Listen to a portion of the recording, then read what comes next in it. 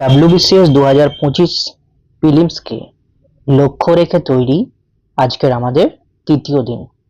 আজকের মক টেস্টের যে বিষয়গুলিকে কভার করা হয়েছে সেগুলি হলো types of sentence, antonyms and synonyms, parts of speech, one word substitution, idioms and phrases, confusing pairs, phrasal verb এবং transformation of sentences.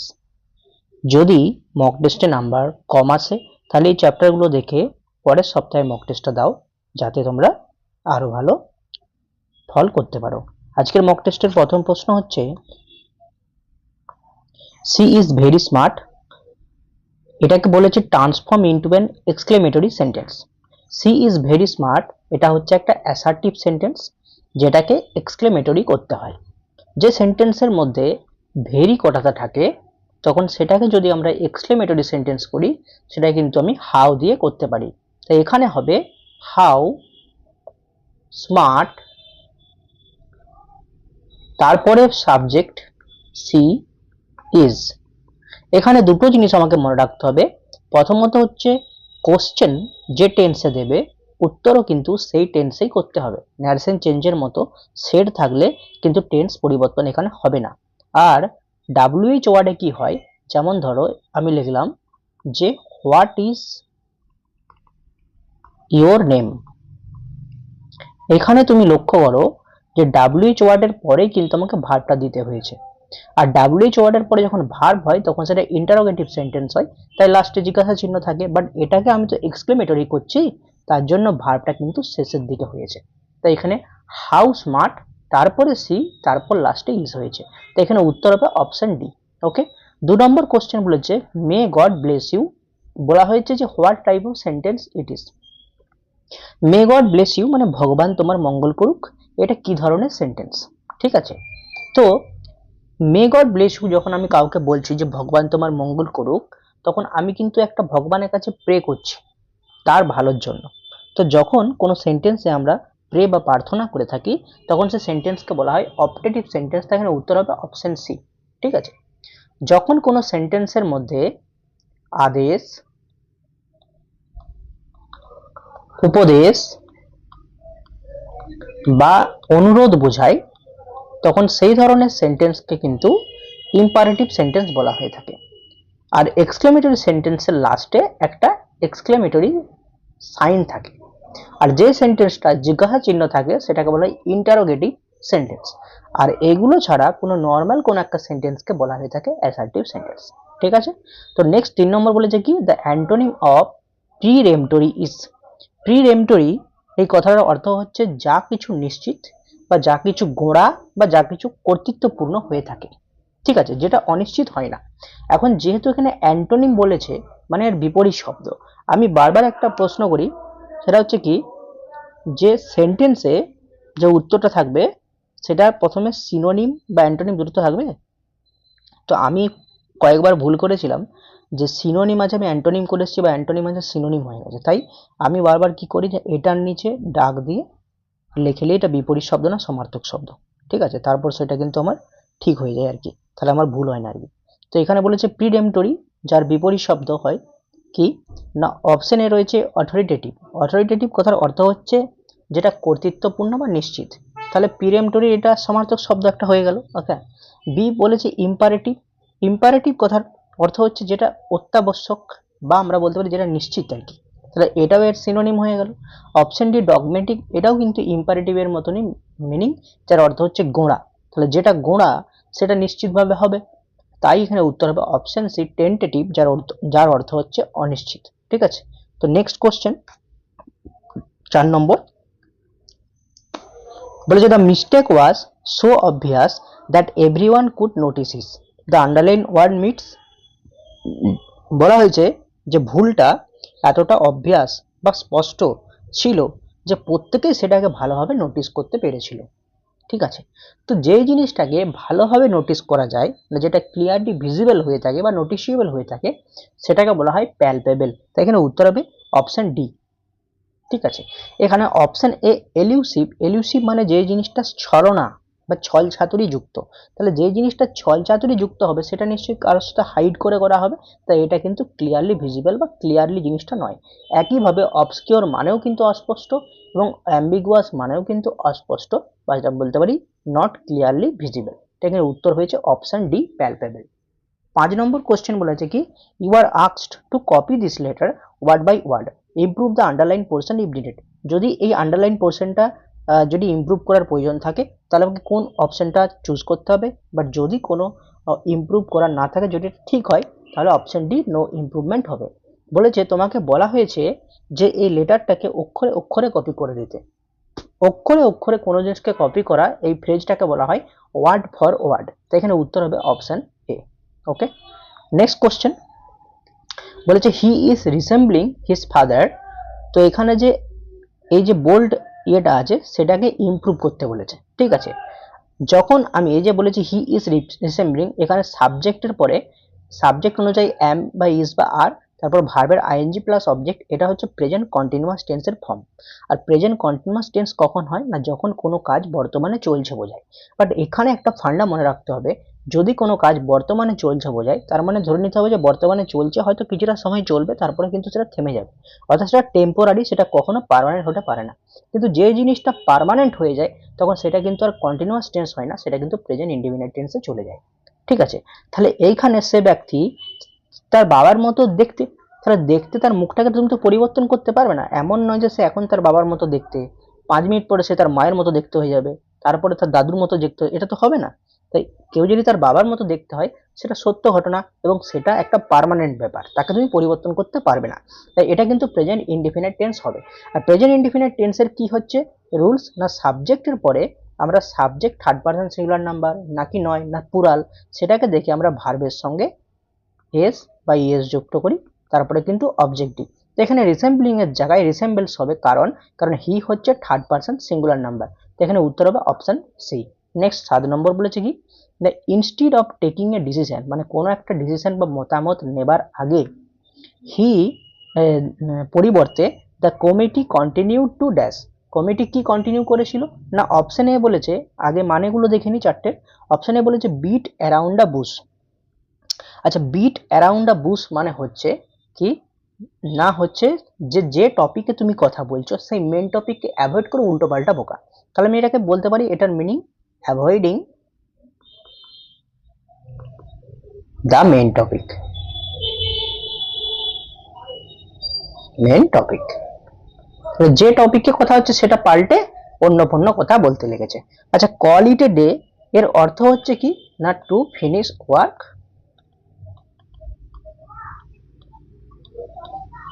For today and go to home, না আজকের মতো কাজ শেষ হয়ে গেছে, এবার যাও ঘর, এটা বলে কল ইট এ ডে। আচ্ছা, sit on the fence, sit on the fence এই কথার অর্থ হচ্ছে যে হচ্ছে কি না, যে জিনিসটা তোমার হচ্ছে লাস্টে বা কোনো একটা অপশন পড়েছিল সেইটাকে বাদ না দিয়ে সেই জিনিসটাকে কন্টিনিউ করা। ঠিক আছে, এটাকে বলা হচ্ছে সিট অন দ্য ফেন্স। ঠিক আছে, আর option D throw in the towel এর অর্থ হচ্ছে যে কোনো কিছু গিভ আপ করে দেওয়া, মানে ত্যাগ করে দেওয়া। বা ধরো একটা এক্সামের জন্য অনেক বছর সে পড়ছে, তারপর সে সেটাকে গিভ আপ করলো, মানে আমার আর দরকার নেই, সেটাকে সে ত্যাগ করলো সেই ইচ্ছেটাকে। তো এখানে উত্তর হবে কমিটি, এখানে উত্তর হবে অপশন সি। ঠিক আছে, 8 নম্বর দেখো, বলছে to do something in the wrong order means, কোনো কিছু যদি ভুল ক্রমে বা ভুল ভাবে করা হয় তখন তার অর্থ কি। অপশনে বলেছে spill the beans. Spill the beans কথার অর্থ হচ্ছে যদি কোনো গোপন তথ্য থাকে সেটাকে প্রত্যেকের বা সকলের কাছে ফাঁস করে দেওয়া। তাহলে স্পিল দ্য বিনস কথার অর্থ হচ্ছে বলবো যে to reveal a secret. Okay, option B put the cart before the cat. ঠিক আছে, এখানে ক্যাট হবে না, অ্যাকচুয়ালি বিফোর দ্য হর্স হওয়ার কথা, ক্যাট হয়ে গেছে, এটা বিফোর দ্য হর্স। এর অর্থ হচ্ছে যে কোনো একটা কাজকে ভুল ক্রমে করা, ভুল ক্রমে করা। অপশন সি বলেছে hit the nail on the head, এর অর্থ হচ্ছে যে সঠিক কথা বলা, তাহলে টু সে রাইট। আচ্ছা, bite more than one can chew. ঠিক আছে, যদি কোনো ব্যক্তি তার মুখে এক গাদা খাবার নিয়ে নেয়, সে চিবোতে পারবে না, তাহলে bite more than one can chew এর অর্থ হচ্ছে যে যতটা না দায়িত্ব আমি পালন করতে পারবো তার থেকে বেশি দায়িত্ব আমি হাতে নিয়ে নিচ্ছি, এরপরে কি সেই জিনিসটাকে আমি আর করতে পারছি না। তাহলে কি অতিরিক্ত দায়িত্বকে নিয়ে নেওয়াকে, যতটা না আমি পারবো তার থেকে বেশি দায়িত্ব নিয়ে নেওয়াকে বলা হয় bite more than one can chew, বা বলতে পারি বেশি রেসপন্সিবিলিটিকে ঘাড়ে নিয়ে নেওয়া। তো এখানে বলেছে যে কোনো কিছু ভুল অর্ডারে করা, এই কোনো কিছু ভুল অর্ডারে করাকে বলা হয় put the cart before the horse. এখানে উত্তর হবে অপশন বি। নেক্সট 9 নম্বরে বলেছে কি the boy who came here is a player, the underline portion is কি। আচ্ছা, WHO যখন কোনো নাউনের পরে বসে তখন এই যে WHO এইটা এটা হচ্ছে একটা প্রনাউন, এখানে এটা হচ্ছে রিলেটিভ প্রনাউন। এই যে হু, এই হু বলতে বোঝাচ্ছে কিন্তু এই বয়টাকে। তাই WHO ওয়ার্ড যেখানে সেখানে বসে দিলে কিন্তু মানে হয় না, ভুল জায়গায় বসে দিলে অন্য ব্যক্তিকে কিন্তু ডিনোট করে দেয়। তাহলে যখন এই WHO ওয়ার্ডটা বসলো, এই হু বলেছে না, বয় হু কেম হেয়ার, যে ছেলেটা এখানে এসেছিল সে হচ্ছে একটা প্লেয়ার। তাহলে কে এসেছিল এখানে, হুটা কে, হুটা হচ্ছে বয়। তাহলে যখন রিলেটিভ প্রনাউনের মতো কাজ করে, মানে এই যে WHO ওয়ার্ডটা আগেরটাকে বোঝায়, এই যে রিলেটিভ প্রনাউনের মতো কাজ করে, তখন সেটা কিন্তু অ্যাডজেক্টিভ ক্লজ হয়ে যায়। ঠিক আছে, আর যখন এই আন্ডারলাইন পোর্শনটাকে কি বা কাকে, কি বললাম, কি বা কাকে দিয়ে প্রশ্ন করা হয়, যদি উত্তর পাওয়া যায় তখন সেটা হয়ে যায় নাউন ক্লজ। আর এই নাউন ক্লজ বা অ্যাডজেক্টিভ ক্লজ এই দুটোকে যদি খুঁজে না পাও তাহলে সেটা হয়ে যায় অ্যাডভার্ব ক্লজ। আমি কেন বললাম সহজভাবে, দেখো অ্যাডভার্ব ক্লজের প্রচুর রুল আছে, টাইম হতে পারে, প্লেস হতে পারে, স্থান হতে পারে, কার্যকারণ সম্পর্ক হতে পারে। তো সেই ক্ষেত্রে এত রুলস মনে রেখে লাভ নেই, তুমি পরীক্ষা দিতে যাচ্ছ, তাই কি বললাম কি বা কাকে দিয়ে প্রশ্ন করলে নাউন ক্লজ। ঠিক আছে, আর রিলেটিভ প্রনাউন এরকম ডাব্লিউএইচ বসবে এবং সে আগের ব্যক্তিটাকে ডিনোট করবে, যদি এরকম বোঝায় তাহলে সেটা অ্যাডজেক্টিভ ক্লজ, আর যদি দুটোর মধ্যে কোনো না হয় চোখ বন্ধ করে সেটা অ্যাডভার্ব ক্লজ। ঠিক আছে, নেক্সট কোশ্চেন আমি যাচ্ছি। 10 নম্বর, amphibian can live dash land and dash water. যে অভূচর প্রাণী সে স্থলে এবং জলে দুটোই বসবাস করতে পারে। তাহলে যখন ল্যান্ডে বসবাস করা বোঝায় তখন সেটা হয়ে যায় অন ল্যান্ড। ঠিক আছে, কারণ এটা যদি মাটি হয় তুমি মাটির উপরে বাস করবে, আর ইন যদি বুঝিয়ে দিই তখন মাটির ভিতরে তুমি তো বাস করতে পারবে না, তাহলে মাটির উপরে বাস করে। আর যখন জল হয় তখন জলের ভিতরে বাস করে, তাই এখানে ইন ওয়াটার।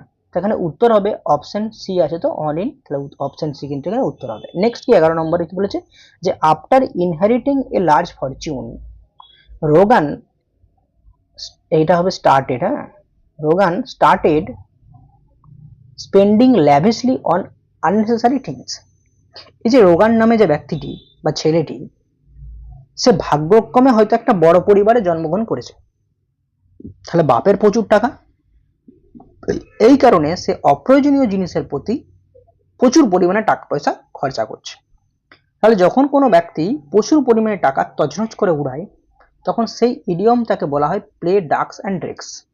ঠিক আছে, এটা হচ্ছে কি প্রচুর পরিমাণে টাকা খরচা করা। এখানে অপশন এ বলেছে বার্ন দ্য মিডনাইট অয়েল, এটা খুব important. Burn the midnight oil কথার অর্থ হচ্ছে কি হার্ড ওয়ার্ক করা, টু ওয়ার্ক হার্ড। আচ্ছা, অপশন বি বলেছে কি keep one's finger crossed. Keep one's finger crossed মানে হচ্ছে যে কোনো একটা কিছু ভালো হবে সেটার জন্য আশা করা, বা আমরা বলতে পারি hope for the best. Hope for the best, এই জায়গাটাতে এত গাড়ির আওয়াজ হয়। অপশন ডি হচ্ছে draw the line. Draw the line মানে হচ্ছে কোনো একটা লিমিটকে সেট করে দেওয়া, তাই আমরা বলতে পারি সেট এর লিমিট। এখানে উত্তর হয়েছে option C. Next question, he was acquitted dash and absolved dash all the charge of corruption. এই অ্যাকুইটেড এর পরে অ্যাপ্রোপ্রিয়েট প্রিপোজিশন বসে অফ এবং অ্যাবসলভড এর পরে বসে ফর্ম। ঠিক আছে, তাহলে অফ আর ফর্ম আছে অপশন সিতেই আছে। 13 নম্বর question, the management transferred the officer to a minor post to reduce his influence. বলেছে কোন ইডিয়মটা এটাকে ঠিকঠাক ফিট করে। কি বলেছে, ম্যানেজমেন্ট কি করলো, একটা অফিসারকে, সে একটা বড় পোস্ট ছিল সেটা থেকে তাকে একটা ছোট পোস্টে নামিয়ে দিল। ঠিক আছে, তার প্রমোশন হয়নি, তার ডিমোশন হয়ে গেছে। এর মাধ্যমে কি হলো, তার যে প্রভাবটা বা তার যে ক্ষমতা সেটা তাকে কমিয়ে দেওয়া হলো। তাহলে কারোর ক্ষমতা যদি কমিয়ে দেওয়া হয়, সেই ইডিয়মটাকে বলা হয় ক্লিপ ওয়ান্স উইংস। বলো না তোমার ডানা কেটে দেওয়া হবে, তার মানে কি তোমার ক্ষমতা কমিয়ে দেওয়া হবে। আচ্ছা, হোল্ড ওয়ান্স টাং এর মানে হচ্ছে কি, যে যেমন বললাম জিভটা কামড়ে দেয়, জিভটা কামড়ে দেয় মানে কি, কথা বলতে বলতে এর মানে হচ্ছে কি যে থেমে যায়, কথা বলা সাইলেন্ট হয়ে যায়। তাহলে হোল্ড ওয়ান্স টাং এর অর্থ হচ্ছে রিমেন সাইলেন্ট, এর অর্থ হচ্ছে রিমেন সাইলেন্ট। আচ্ছা, ক্রাই ওভার স্পিল্ড মিল্ক মানে হচ্ছে যা কিছু হয়ে গেছে এবার সেইটা নিয়ে কিন্তু চিন্তা করছে। মানে ধরো একটা কাজ কালকে হয়ে গেছে, সেই কাজটা বিগড়ে গেছে, এখন সেটা নিয়ে যদি আমি আজ ঘরে ঝামেলা করি আমার তো কাজটা হবে না। তাহলে যে কাজটা হয়ে গেছে সেই কাজটা নিয়ে ঝামেলা করা বা সেইটা নিয়ে আলোচনা করা সেটাকে বলে ক্রাই ওভার স্প্লিট মিল্ক। আর ব্রেক দ্য আইস মানে হচ্ছে কি না, হঠাৎ দেখো অচেনা অচেনা মানুষের সাথে তুমি যদি প্রথম কথাবার্তা শুরু করতে থাকো, তাহলে কেউ যদি না কথা বলে, তাহলে আমি যদি প্রথম কথাটা শুরু করি, তার মানে কি কনভারসেশনটাকে শুরু করা, সেটাকে বলা হচ্ছে ব্রেক দ্য আইস। তাহলে to start a new conversation, new conversation. Okay, next question. The adjective form of the noun blood, blood মানে রক্ত, এই রক্তর adjective form হবে bloody মানে রক্তাক্ত। ঠিক আছে, এখানে উত্তর হবে option D. Next, the coffee was so hot stop we could not drink it, তাহলে চাটা ছিল প্রচুর গরম, তাই আমরা সেটাকে, এই কফিটা ছিল প্রচুর গরম তাই আমি সেটাকে খেতে পারিনি। খেতে মানে এখানে পান করতে পারিনি, সরি, আমাদের তো গ্রামের কথা, খেতে বলা হয়ে যায়। তো কফিটা এতটাই গরম ছিল যে আমরা সেটাকে পান করতে পারিনি। ঠিক আছে, তাহলে এই যে সো আর এখানে কুড নট, এইটাকে যখন আমরা সিম্পল সেন্টেন্সে করব তখন টু আর টু দিয়ে করতে হয়। আর এই টু টু থাকলে সেটাকে যদি আমরা কমপ্লেক্সে করতে হয় তখন কিন্তু সো ড্যাটে করতে হয়। শুধু মনে রাখতে হবে প্রশ্ন আমাকে যে টেন্সে দিয়েছে উত্তর আমাকে সেই টেন্সকে মেনটেন করে করতে হবে। তো এখানে করবো কি, দ্য কফি ওয়াজ, যেহেতু ওয়াজ আছে তো the coffee was too hot, প্রথমে ডবল টি এর পর ডবল ও, টু ড্রিঙ্ক। এখানে উত্তর কোনটা আছে, অপশন ডি তে আছে। তো 16 নম্বর কোশ্চেন বলা আছে if he comes today he does meet my brother. ঠিক আছে, বলছে যদি সে আজকে আসে তাহলে সে আমার ভাইয়ের সাথে দেখা করবে বা সাক্ষাৎ করবে। তো যখন কোনো কাজ ভবিষ্যতে দুটো হয় পরপর, আমি তো ডবল ফিউচার করতে পারবো না, এটা মনে রাখতে হবে, ডবল ফিউচার টেন্স হয় না। ঠিক আছে, তো তার জন্য প্রথমে যেটা হবে সেটা প্রেজেন্ট ইনডিফিনাইটে এবং পরের কাজটা আমাকে ফিউচার ইনডিফিনাইটে করতে হবে। তাহলে সে আজকে প্রথমে আসবে, তবে না সে আমার ভাইয়ের সাথে সাক্ষাৎ করতে পারবে। তাহলে প্রথমে যেহেতু আসবে তাই এটা হবে প্রেজেন্ট ইনডিফিনাইট। আর এখানে দেখো উত্তরে প্রেজেন্ট ইনডিফিনাইট করে দেওয়া আছে। প্রেজেন্ট ইনডিফিনাইট কি, সাবজেক্ট প্লাস ভার্বের সঙ্গে S by S plus object. তাহলে হি বসেছে, হি যেহেতু থার্ড পারসন সিঙ্গুলার নাম্বার, এই কামের সঙ্গে এস বসেছে, তাহলে এটা প্রেজেন্ট ইনডিফিনাইট হয়েছে, তাই পরেরটা ফিউচার ইনডিফিনাইট হবে। আর হিউ এর পরে তোমার হচ্ছে উইল বসবে, কারণ ফিউচার ইনডিফিনাইটে কি হয়, সাবজেক্ট প্লাস সাবজেক্ট অনুযায়ী শ্যাল বা উইল প্লাস ভার্বের প্রেজেন্ট ফর্ম প্লাস অবজেক্ট। এখানে হি এর পরে উইল এবং উইলের পরে ভার্বের প্রেজেন্ট ফর্ম, তাই মিটটা এখানে বসে যাবে। তাহলে উত্তর হবে হি উইল মিট, আর এখানে আছে অপশন সি তে এটা, তাহলে অপশন সি হবে এখানে সঠিক অ্যান্সার। নেক্সট কোশ্চেন বলেছে one who does not care for art and literature is called, মানে যে ব্যক্তি ওই আর্ট অ্যান্ড লিটারেচার নিয়ে কোনো তোয়াক্কা করে না তাকে কি বলা হয়ে থাকে, সেই ব্যক্তিকে অ্যাকচুয়ালি বলা হয়ে থাকে ফিলিস্টাইন, তাই এখানে উত্তর হবে অপশন এ। আচ্ছা, ফিলেন্ডারার মানে কি, ফিলেন্ডারার মানে হচ্ছে যে ব্যক্তি নিজেকে অ্যামিউজ করে অন্যদেরকে হাসায়। তাহলে one who অ্যামিউজেস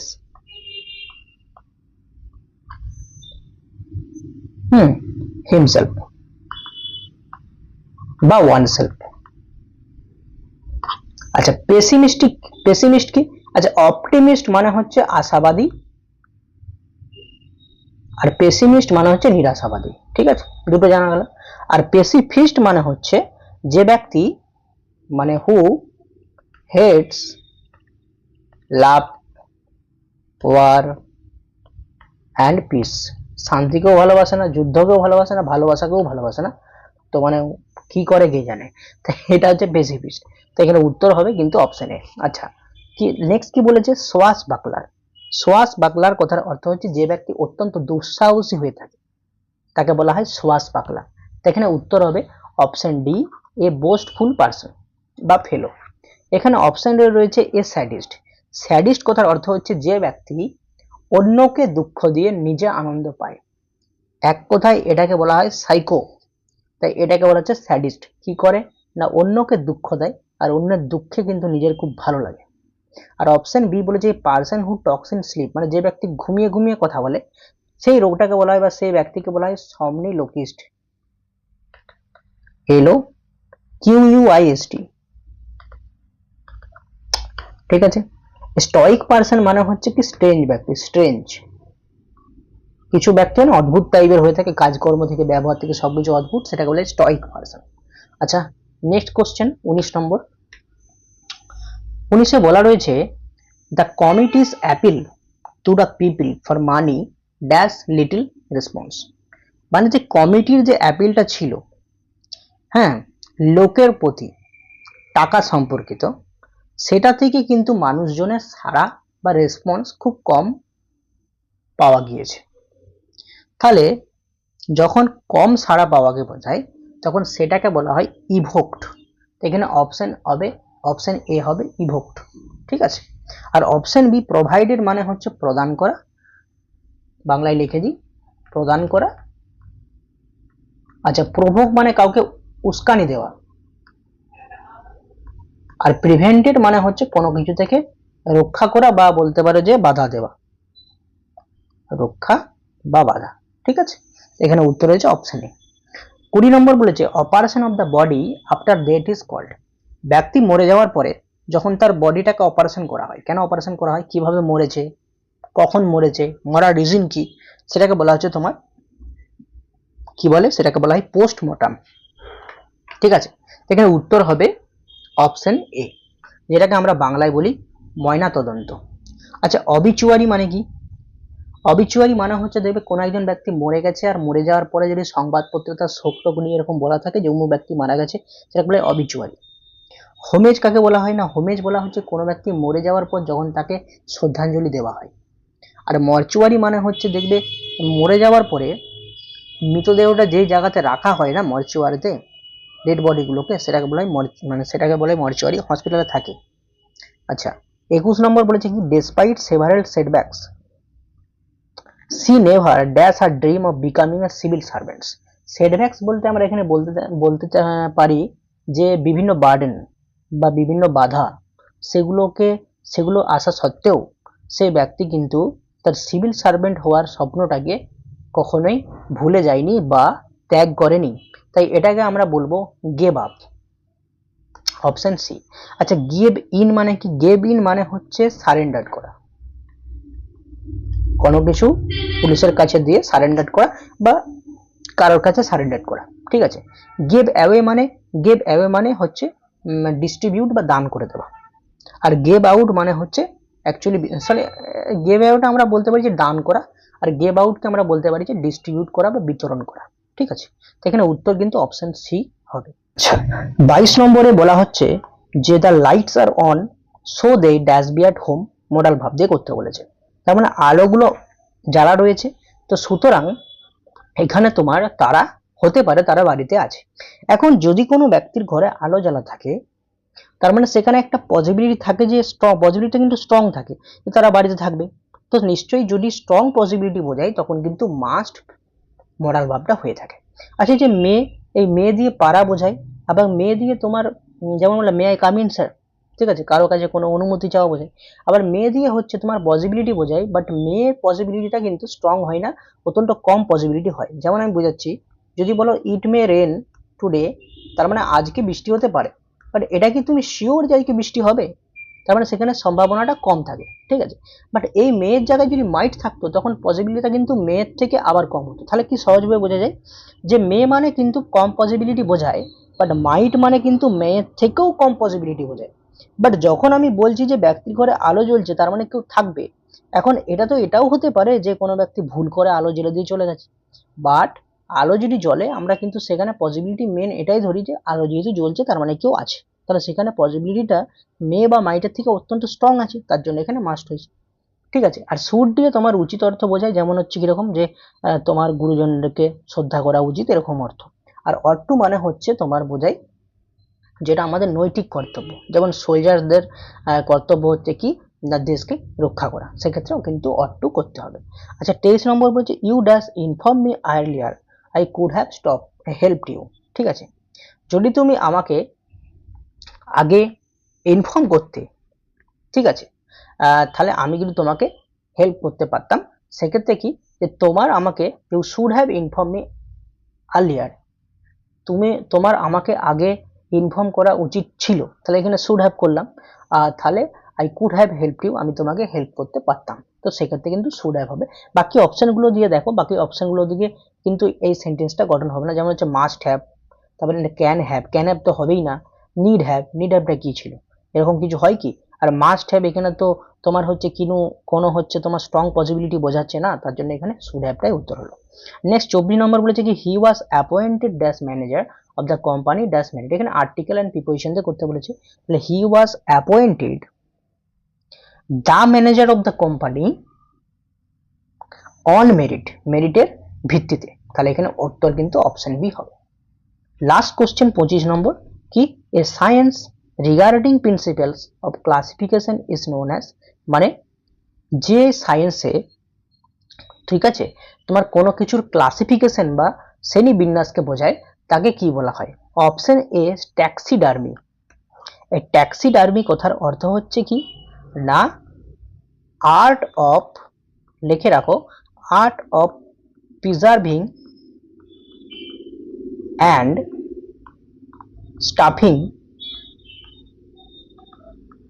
the skin of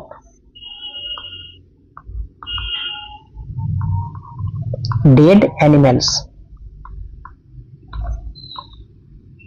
ঠিক আছে, পশুকে মেরে তাদের চামড়াটা সংরক্ষণ করা হয় না, সেটাকে বলে ট্যাক্সিডার্মি। আচ্ছা ট্যাক্সিকোলজি কথার অর্থ হচ্ছে the study of,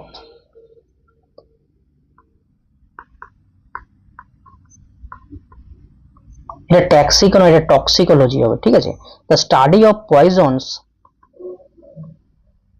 and their effects.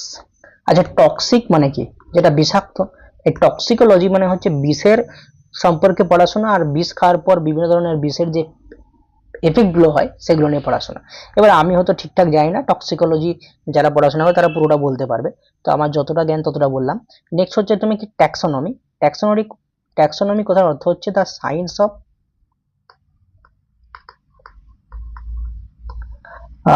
Classification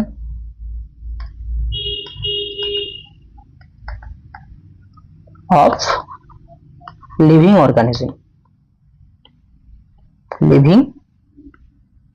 organism. আর ক্লাসিকোলজি এরকম কোনো সাবজেক্ট হয় বলে আমার জানা নেই। তো এখানে যেহেতু বলেছে ক্লাসিফিকেশনের প্রিন্সিপালের উপর একটা সায়েন্স রিগার্ড করছে, তার জন্য এখানে উত্তর হবে অপশন সি। তাহলে এই ছিল টোটাল 25টা প্রশ্ন। কোথাও ভুল ত্রুটি হলে অবশ্যই কমেন্টে লিখে জানাও। আর আমার ভিডিও দেখার জন্য অত্যন্ত ধন্যবাদ। যদি ভালো লাগে তাহলে অবশ্যই পাশে থাকো, আর প্লিজ আমার চ্যানেলটাকে সাবস্ক্রাইব করে দাও, যাতে আমি পরবর্তীকালে আরো ভালো ভিডিও আনতে পারি। দেখা হচ্ছে পরের সপ্তাহে। আর আমার পেন ড্রাইভটা একটু খারাপ হয়ে যাওয়ার কারণে আমি কদিন একটু লেট হয়ে গেল ভিডিও দিতে, তো আশা করছি 6 দিন পরে আবার একটা ভিডিও দেব।